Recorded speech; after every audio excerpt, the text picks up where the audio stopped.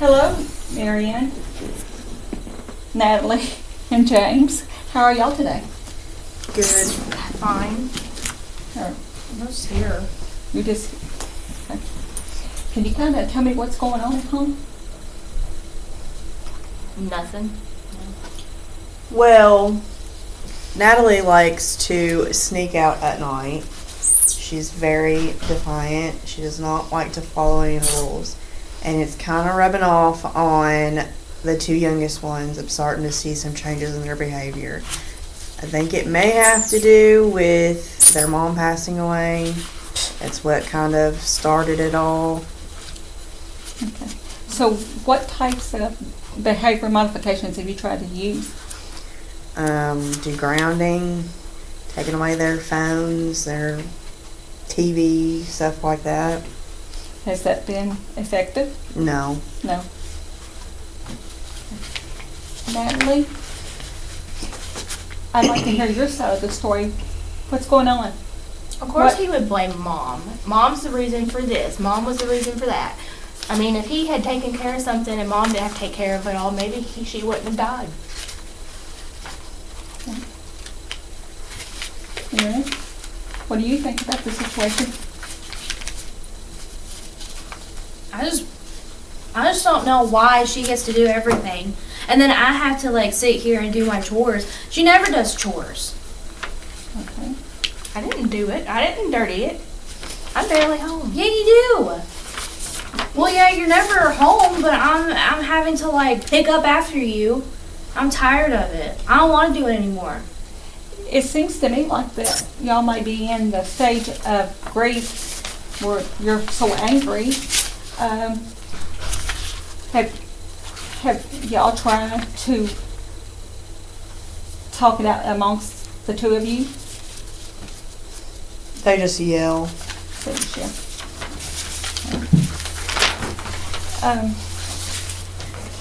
Well, you know, there's several stages of grief. There's denial, anger, bargaining, depression, and acceptance. And it seems like y'all in the angry stage.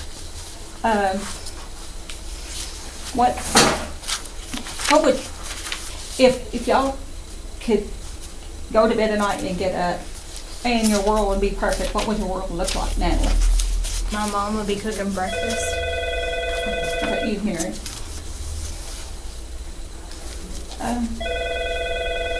Have y'all stopped to think about what you would like your life to look like in, say, the next year? What would your ideal world look like, Mary, in a year? Well, I just want to be able to play outside and not have to do all these chores.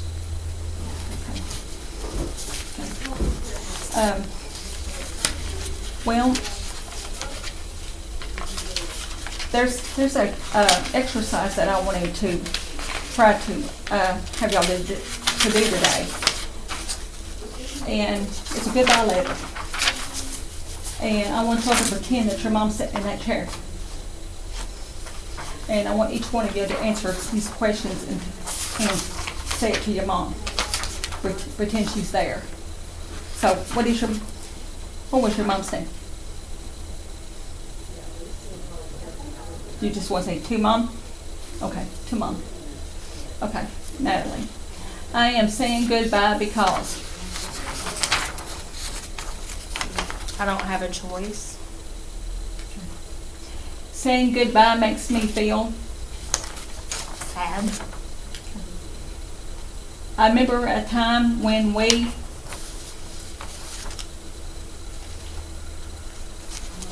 just did stuff. We got to do stuff together. It's always a time. Everywhere I look, Mom is doing something or saying something, or I'm remembering something that we did at one point. I mean, there's not a time when I don't think about her. you taught me. She taught me how to cook. Something I want you to know. I don't think that things are ever going to be back to the way they were. So things may not get back to the way they were, but what would have to happen for it to be more, for it to be better for you? To where you Well, could, I mean, besides me being angry, I'm not the only one who gets angry. Every time something doesn't go the way he wants it to, or something, I don't immediately jump up and do what he wants me to do. He's screaming and yelling at us, and it's not just us. He screams and yells about everything. If he stubbed his toe on the fridge, he'd be cussing. It's just, and it's just not easy. James, is this an accurate account of what's going on in the home? I mean, it does usually come down to me having to yell at them, but I do ask them just normal, hey, can you do this? And then they don't do it, and then I ask them again and they don't do it, and then I just get mad, and yelling at them is the only way that they do something. Okay, so, let's think about what other kind of coping skills that we could use to better manage our anger and the defiant behaviors won't happen as often. So what kind of coping skills do y'all try to use? I just leave. You just sleep. Okay, what kind of coping skills do you use, Miss Mary? I like to write my diary. Right. That's a good outlet to write down your thoughts and stuff. So, yes, I would like you to continue to do that. That's really helpful. And Natalie, I will always remember something about your mom.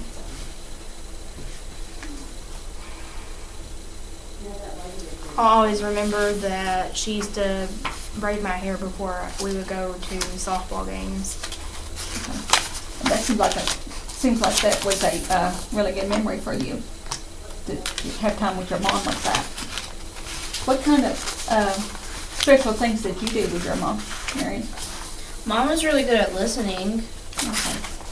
but Dad's always yelling at me if I'm not doing anything, and I have all these chores and I understand, but like last week he wouldn't sit there and listen to me when I told him about like my teacher, and then he just wanted to start yelling at me and then saying that I was being argumentative. I wasn't being argumentative. I was just trying to prove a point. I really wanted to talk to my friend about something, and she said that we had like a 5-minute break. That's what I was trying to do, but I got in trouble for it, and he's not wanting to like sit there and listen to like what I have to say. Mom was good at listening. Okay. So, James, what can we do to make the girls feel like they're being heard?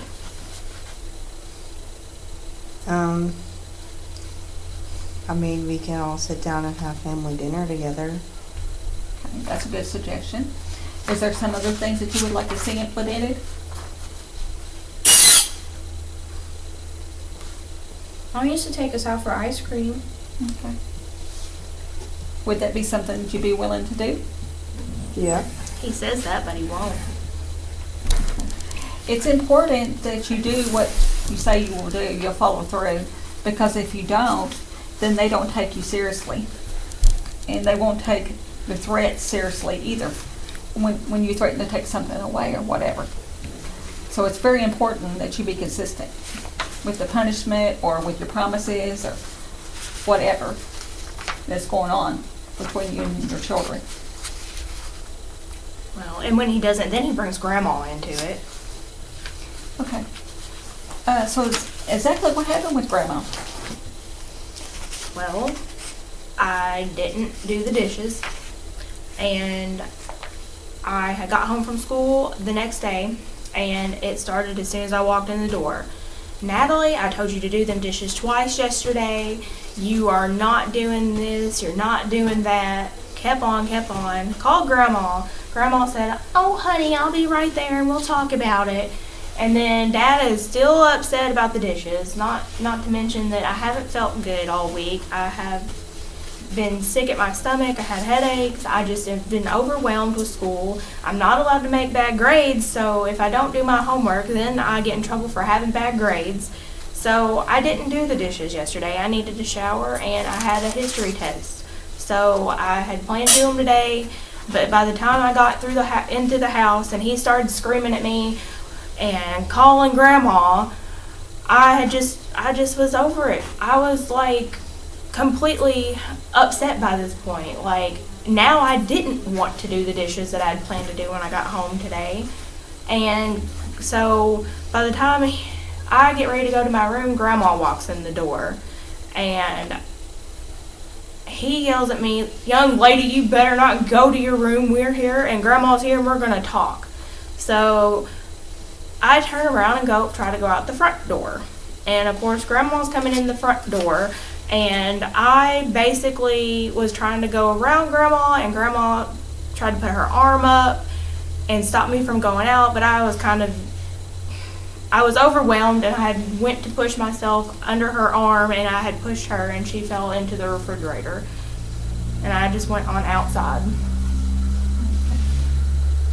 And so how did you handle the situation, Jane? I just kind of let her have a minute to herself. I mean, she's grown, she's a teenager. I can't really stop her from leaving. Did you apologize to your grandmother? No. No. Okay.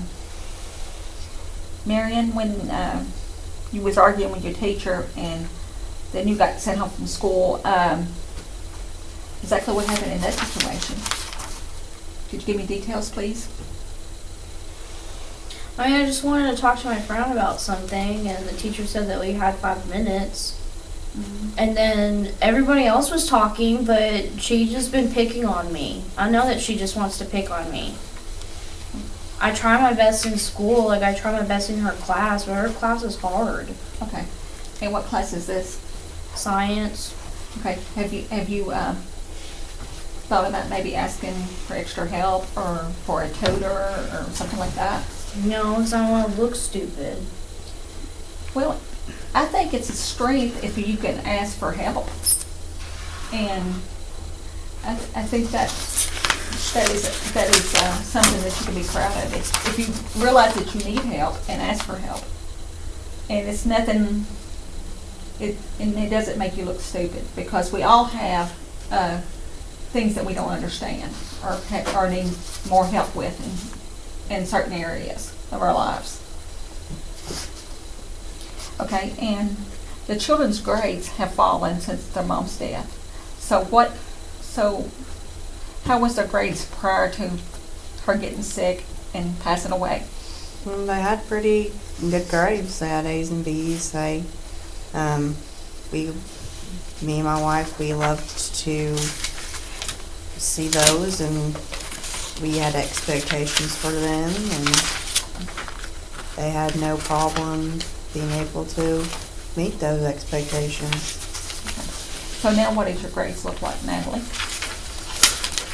More C's. More C's. Okay. How about yours, Mary? I have an A in math, but I have a D in science, and then I have 2 B's in the rest in my other 2 classes.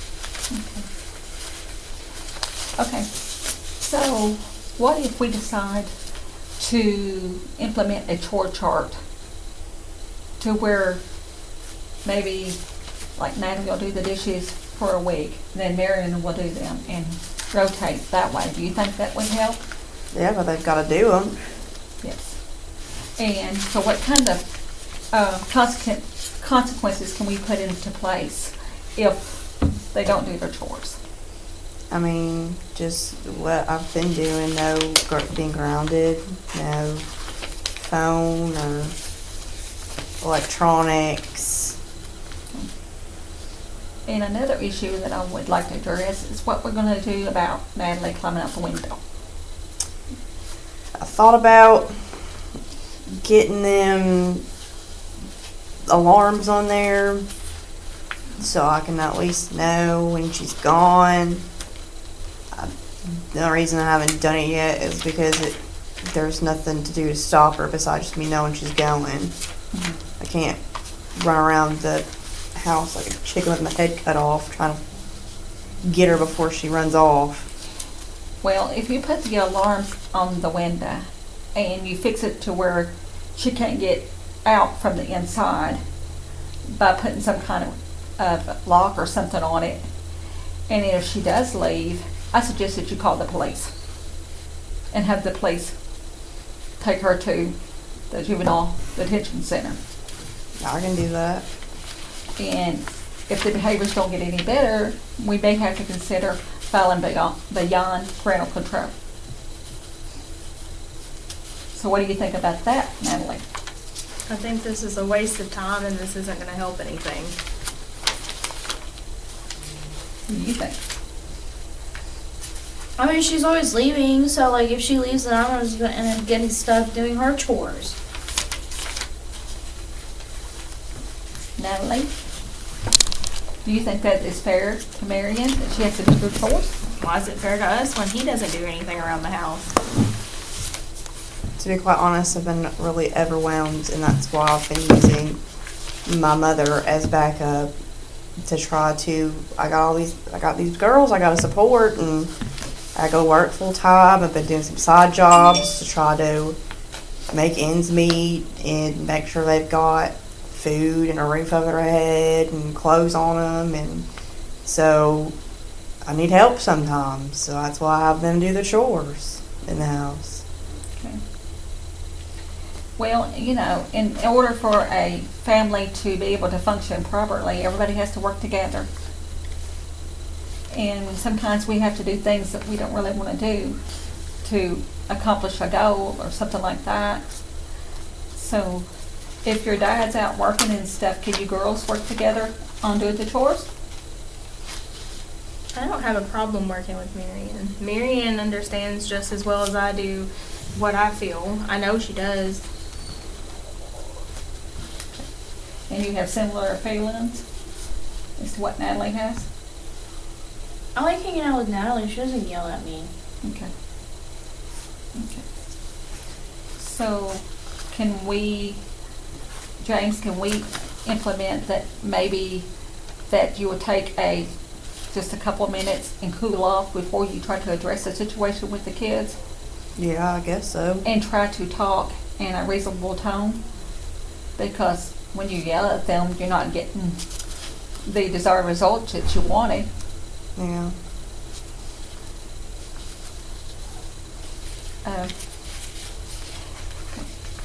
So the situation at school, and you said that you felt, Marion, that you said that you felt like that your teacher was picking on you. Why do you feel that way? Well, everyone else was like talking, and I just like really wanted to talk to my friend. And it's not the first time that she's done it. Like the last time I was in a group and I was told that I needed to like do the PowerPoint, and I did the PowerPoint, and then she said that I didn't follow instructions, but that's what I was told. And then someone else did the same PowerPoint, and then they didn't get any points deducted off of their project.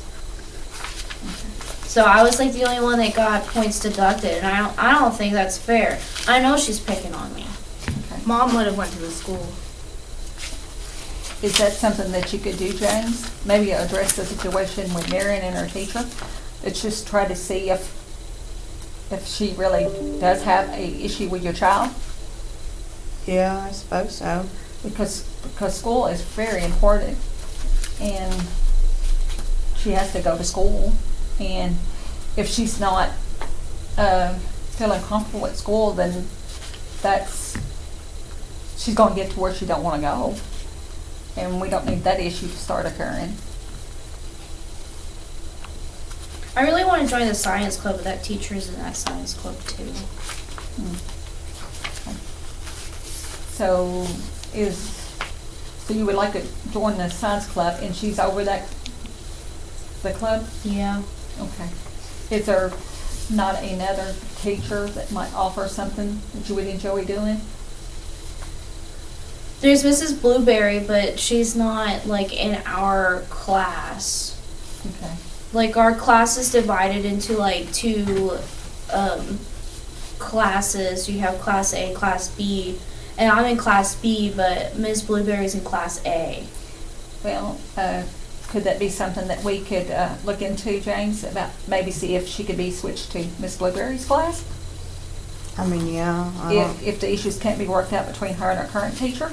Yeah.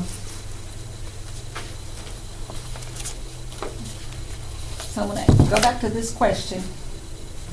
So how would you like for your life to look a year from now? Well, I want things to be even, and I want Dad around. Like, it was fun hanging out with Mom, but we never really got to hang out with Dad. Okay. So, James, what is your work schedule like? Go get going about 5:30 in the morning, and usually don't get back till about 7 or 8 o'clock, depending on what side job I'm doing. Okay. So what type of job do you do? Just do contracting. Do contracting. Okay. Could you make an effort to spend time with the girls on the weekend? Yeah. Okay.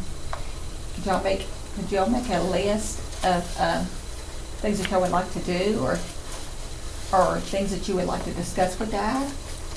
Maybe like some fun activity.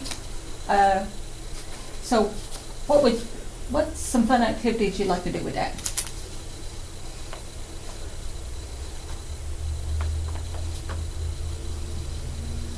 I want to go fishing. Like to go fishing. Okay. There's nothing fun that you want to do with Dad? There's not some place that you would like to go, or some activity you would like to do? Nope. Well, I think it's important that we try to reframe and these situations and try to make them positive if we can, and so that all of y'all's lives can go on and be, good lives, good, successful, productive lives, and hopefully, with the grieving process, there's no set time limit for a grieving process, and everybody kind of grieves at their own pace, and so how are you doing with your grief, James? I mean, I just keep myself busy, I guess. We were together for 20 years, and it got hard when she got sick, and always working, so. Well, I know it's difficult being a single parent now that you're used to having their mother to kind of help, that type thing, especially if children are getting older and everything's changing for them too. And it's often hard for a families to understand how to go on, after a loved one passes on. Have you considered maybe doing some counseling for yourself? I've thought about it a while, and I don't know. That may be something that you might want to think about. Well, thank y'all for coming in today, and I hope that everything goes well, and I will see you week after next on Thursday at 1 o'clock. Thank you.